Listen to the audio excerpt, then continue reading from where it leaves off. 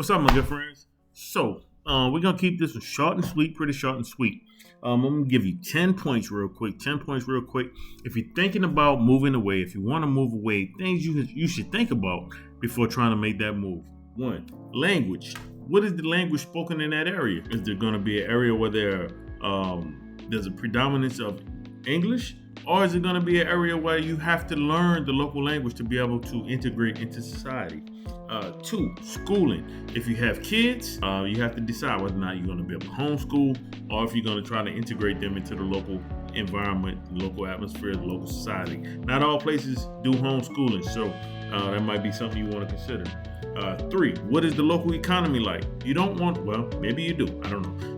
To me, you don't want to move in a place where you're going to be sticking out like a sore thumb. Most of the time, we will stick out like a sore thumb. But you don't want to be somewhere where everybody's poor and then they see you as the person with the money. Now, don't get me wrong. You might be in a position where it's hard to avoid that anyway. But just think about that for a little bit. We can elaborate on that point a little bit later down the line. Piggybacking off of that, number four, safety, right? You want to be in a spot where you don't feel like every time you leave, you come home and your stuff is going to be stolen. You don't want to go somewhere where you feel like you're going to the streets and it's like the Bloods and the Crips. You might get carjacked, you might get robbed, you might get beat up, you might get kidnapped in traffic, right? Those are things you should consider seriously. All right. Number five, kind of piggybacking off of that also, are there other Americans around? Don't get me wrong. Yeah, you're trying to leave America, but you want to have some type of feeling of camaraderie, some type of familiarity with people, and just having to, sometimes you need a friend. Sometimes you need somebody you can vent to, somebody who knows what you're going through, somebody who kind of show you the ropes and show you what they've been through, things of that nature. So that's important. Number six. What is your income situation? What is your job situation? Do you have a savings that you're going to be living off of? Or are you going to be working a job? Or are you working remotely? What that's going to look like? A lot of times when you move to these other countries, at first you think, oh, the cost of living is low and that's great and that's wonderful, until you have to start paying these immigration fees, the visa fees, the fees for lawyers to set up business and things of that nature. Those are the major money grabbers that'll start snatching your money. All right, piggybacking off of that. Number seven, what's your support system like? Again, I talked about having American friends and whatnot. Are the people that's around you going to be able to support you? Are you going to have support coming from America? Are you going to have support from your fans and friends and family? Or are you going to be doing this thing totally by yourself? That really makes a difference, y'all. It makes a difference.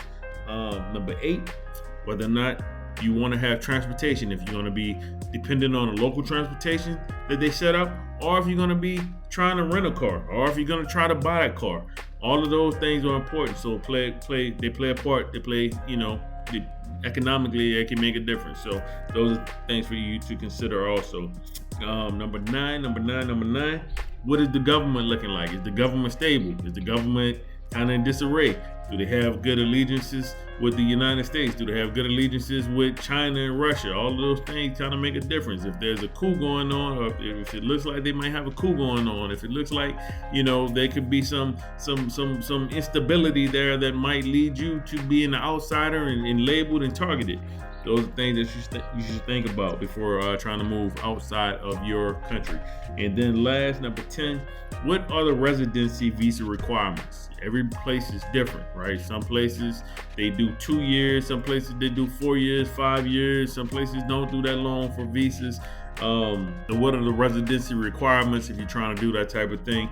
Can you get a visitor's visa? Do they have the digital nomad type of thing going on? And what are the costs like? Different visas require you to have different amounts of money put up on reserve in order to get the visa. I'm using visa and residency interchangeably, but that's what I'm referring to. So those are things that you should consider. Those are things that you should look for. Those are things that you need to take into consideration when you're planning your escape from Babylon. We'll elaborate later. Man, I'm tongue-tied as a mug today. All right, it's your boy. We moving back, P.